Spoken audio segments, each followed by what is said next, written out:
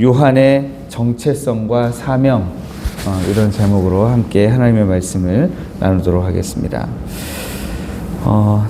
누가복음 1장 참 길죠. 80절까지 하다 보니까 누가복음 시작한 지 한참 된 것 같은데 아직도 1장을 하고 있습니다. 네. 앞선 본문에서 하나님을 찬양했던 사가랴의 노래를 우리가 봤습니다. 이제 사가랴의 그 찬양의 노래는 자기 아들 요한에게로 향하고 있습니다. 보통 아버지가 아들을 축복할 때 어떻게 축복할까요? 건강하게 자라도록 축복하며 기도하고, 훌륭한 사람이 되도록 축복하며 기도하고, 우리 가문을 빛내기를 축복하면서 아들들을 이게 덕담을 하곤 합니다.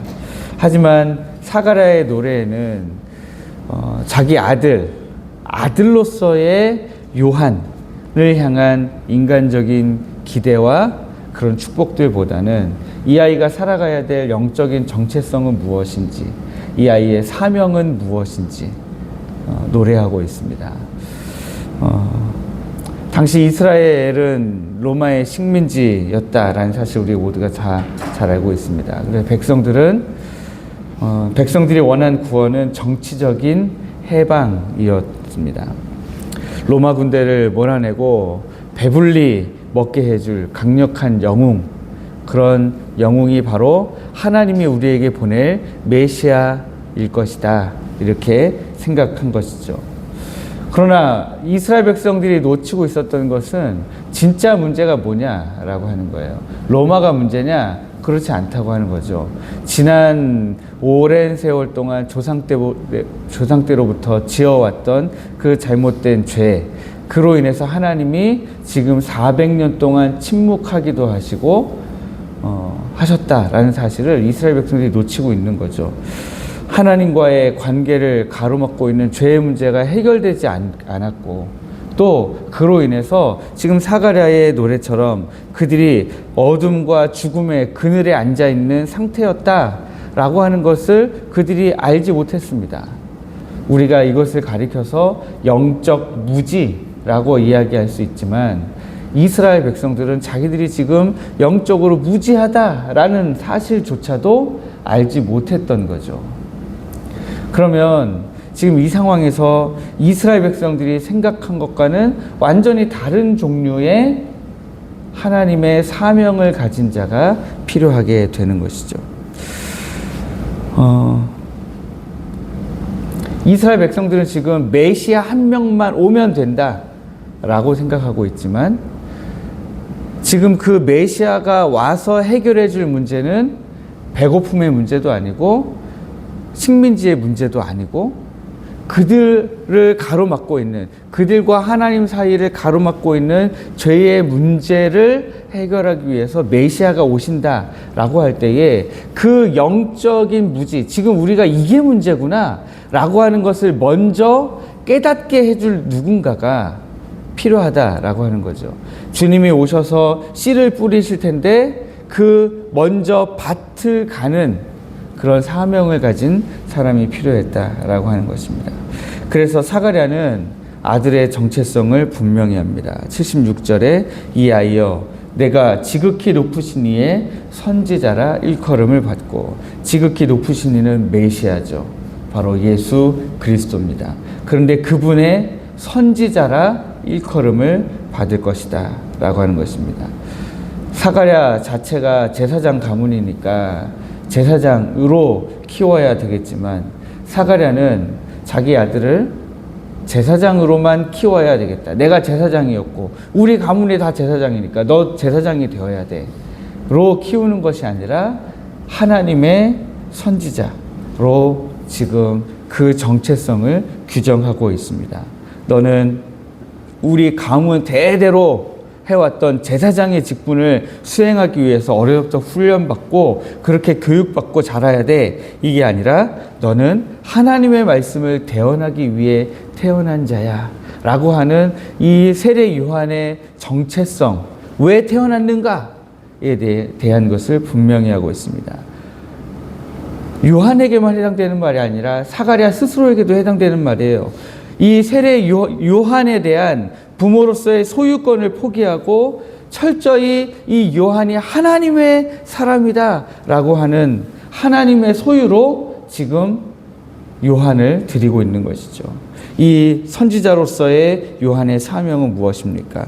76절 하반절 말씀 보니까요. 주 앞에 앞서가서 그 길을 준비하여 주의 백성에게 그 죄 사함으로 말미암는 구원을 알게 하는 것이 세례 요한의 사명이었습니다.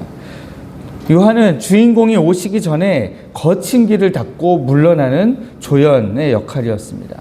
스포트라이트를 받는 주인공이 아니라 주님을 빛내고 사라지는 종이 바로 요한이라는 사실을 그 아버지 사가랴는 잘 알고 있었습니다. 여러분, 세상 어떤 부모가 내 아들, 딸들이 조연으로 살아가기를 바라겠습니까? 내 아들, 딸이 다 주연이길 바라지 어떻게 다 조연의 삶을 살기를 바라겠어요. 저는 젊을 때 그랬나 봐요. 제가 이제 결혼해서 낳을 아들, 딸들이 다 주연으로 살길 바랬나 봐요. 그래서 아내를 주연으로 구했거든요. 네. 네. 세상 모든 부모들이 그렇습니다. 여러분들 다 경험해 보셨겠지만 학교에 가서 무슨 발표에 뭐만 했다 하면 내 아들이 다 주인공 하기를 바라죠. 내 아들이 아무리 발표를 잘하고 노래를 잘했어도 주인공의 자리에 있지 않으면 그렇게 속상할 수가 없는 거예요. 아니, 내 아들이 저렇게 잘하는데 왜 오늘 주인공이 아닌 거야? 여러분, 요즘에 그 10대, 20대 초반 이런 친구들이 좋아하는 가수들을 모아놓은 그 그룹을 우리가 아이돌 그룹이라고 이야기해요. 아이돌이라는 말이 우상이라는 말이잖아요. 10대의 우상을 만들어주는 거예요. 얘네들이 진짜 너희들이 좋아할 만한 애들만 모아놨어. 이런 느낌인 거예요. 그 아이돌들이 할 때요, 잘 되는 그룹이 있고 잘 안 되는 그룹이 있어요. 차이가 뭔지 아세요? 서로 주연이 되려고 하는 그 친구들만 모아놓은 그룹은 금방 망해요. 그래서 서로 센터에 들어오려고 싸우거든요. 동선을 짤 때 너도 센터 한번 들어오고 너도 센터 한번 들어오고 공평하게 짜다가 보면 그룹이 망하는 거예요. 정말 잘 나가는 모두에게 사랑받을 것 같은 그런 한 사람 딱 세워가지고 그 애만 주구장창 주연으로 밀어주는 그룹은 성공하더라고요. 그런데 그 아이돌을 자녀로 둔 부모는 어때요? 텔레비전을 볼 때마다 왜 우리 애가 센터에 서지 못하고 중앙에 서지 못하고 왜 우리 애만 저렇게 그냥 맨날 주구장창 저 가에 있는 거야. 우리는 부모로서 다 그런 생각을 하게 되는 거죠. 세례 요한의 사명이 하나 더 있는데요. 죄 사함으로 말미암는 구원을 알게 하는 것입니다. 사람들은 정치적인 해방을 원했지만 요한은 회개하라 외치면서 너희들의 진짜 문제는 죄의 문제다라고 하는 것을 알려주는 역할을 했습니다. 여러분, 이 역할을 하는 사람 인기가 있었을까요? 인기가 있을 리가 없는 거죠. 오늘날 목사가 이 앞에서 좋은 얘기만 하면 인기가 있겠죠.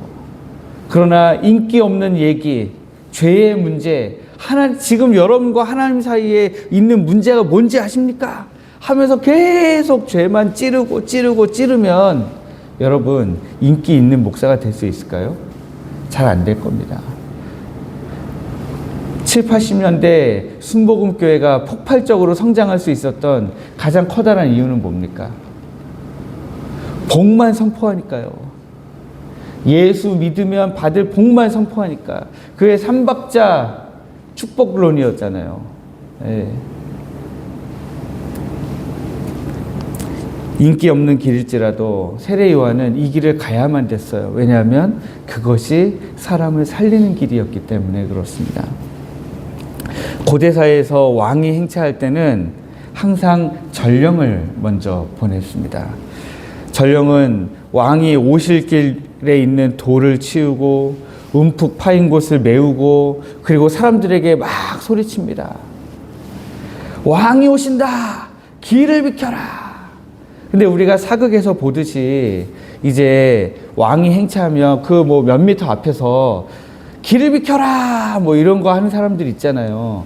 근데 왕이 오실 때는 그렇게 몇 미터 앞에 가면서 하면 큰일 나는 거예요. 왜냐하면 왕이 오시는 그 길에 왕의 암살자들이 숨어 있으면 안 되잖아요. 그러니까 가면서 미리 그런 암살자들이 있을 만한 환경 다 제거하고 돌이 있으면 왕이 가는 길에 거치는 거 다 제거하고 거기에 혹시 사람들이 나와서 자판 깔고 앉아 있었으면 자판 다 걷어내게 만들고 사람들 물러나게 만들고 그러니 사람들이 전령이 오면 좋아할까요? 안 좋아할까요? 네. 오늘날로 치면 저는 경험해 본 적은 없지만 예를 들어서 내가 길을 잘 가고 있었는데 갑자기 경찰이 막 길을 통제하고요. 차 한쪽으로 빼세요 했고 사람들 다 한쪽으로 빼고 한참을 기다려요. 도대체 왜 갑자기 서야 되는지도 모르고 기다렸는데 나중에 보니까 뭐 국회의원이든지 대통령이든지 누가 지나간대요. 그러면 기분이 좋습니까? 안 좋습니까? 대통령이 지나가는 순간에는 와 대통령 저렇게 지나가는구나 할 수 있지만 거기에 영문도 모르고 서 있는 동안에는 경찰이 밉습니까? 좋습니까? 이야 우리 경찰이 나를 한쪽으로 밀고 대통령 지나가는 구경시켜주네. 이야 이 경찰 얼마나 고마워. 여러분들 그렇습니까? 그렇지 않죠. 야 나까지는 좀 보내주지. 안 봐도 되는데 나는 이러면서 짜증을 내겠죠. 백성들은 이 당시에 전령을 주목하는 것이 아니라 전령의 소리를 듣고 이제 곧 왕이 지나가시는구나. 왕이 오실 길에 대해서 준비를 합니다.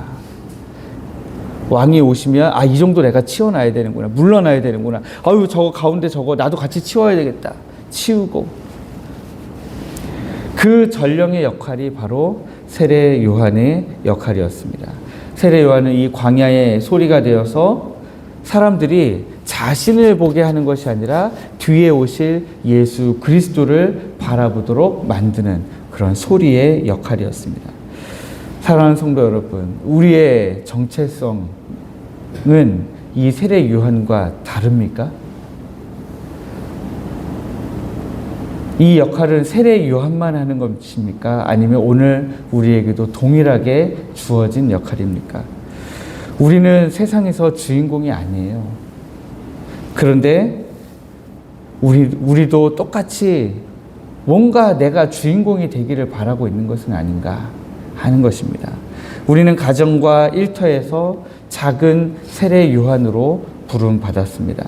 나를 통해 사람들이 예수 그리스도를 보도록 만드는 것, 내가 조금 손해보더라도 주님의 뜻이 이루어지는 길을 닦아가는 것, 그것이 우리가 살아야 할 삶의 이유입니다.